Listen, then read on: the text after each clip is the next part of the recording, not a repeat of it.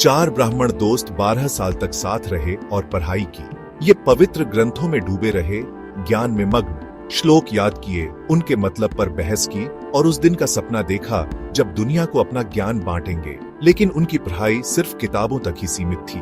दुनियादारी का ज्ञान इनके पास बिल्कुल नहीं था। पढ़ाई पूरी करके ब्राह्मण अपने घर जाने का फैसला किया। पैदल ही चल दिए, अपने परिवारों को अपना ज्ञान बताने के लिए उत्सुक। रास्ते में वो मुश्किल फिलोसॉफिकल कॉन्सेप्ट्स पर चर्चा करते और श्लोक सुनाते। उन्हें अपनी विद्वता पर गर्व था, खुद को सबसे ज्ञानी समझते थे। एक शाम ब्राह्मण एक श्मशान घाट पर पहुंचे। उन्होंने एक जवान व्यापारी के बेटे की शव यात्रा देखी।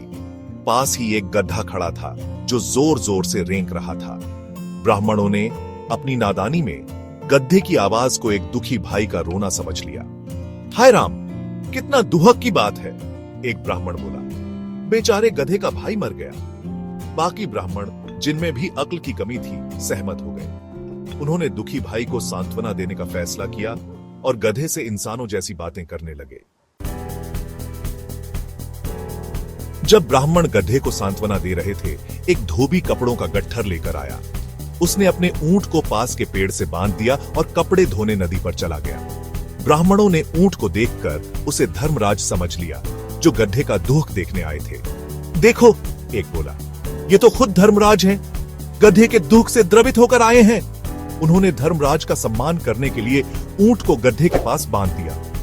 धोबी वापस आया तो उसका ऊंट गायब था।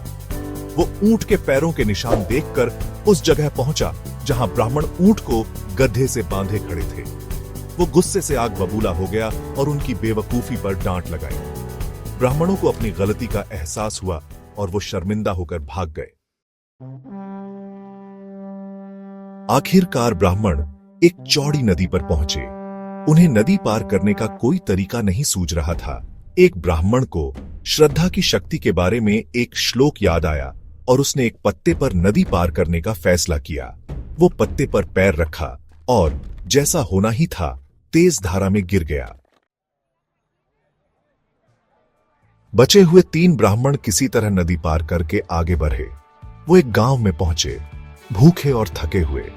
वो एक घर गए और खाना मांगा। गांव वालों ने उन्हें चावल और दाल का सादा खाना दिया। लेकिन ब्राह्मण खाने के बजाय खाना खाने से पहले कौन से श्लोक पढ़ने चाहिए, इस पर बहस करने लगे। वो घंटों तक बहस करते रहे, श्लोक और उनके जवाब में श्लोक सुनाते रहे, जब तक उनका खाना ठंडा नहीं हो गया। गांव वाले हैरानी से देखते रहे, जैसे ब्राह्मण अपनी किताबी ज्ञान और अक्ल की कमी के कारण अपनी भूख मिटाने के बजाय धार्मिक रीति रिवाजों को ज्यादा महत्व देते रहे। यह कहानी बिना व्यावहारिक ज्ञान के सिर्फ किताबी ज्ञान की सीमाओं को दर्शाती है। ब्राह्मण हालांकि शास्त्रों के झांता थे, मगर अपनी अक्ल की कमी और अपने ज्ञान को असल जिंदगी में लागू न कर पाने के कारण मूर्खतापूर्ण गलतियां करते रहे। असली ज्ञान सैद्धांतिक ज्ञान और व्यावहारिक बुद्धिमत्ता के बीच संतुलन में है।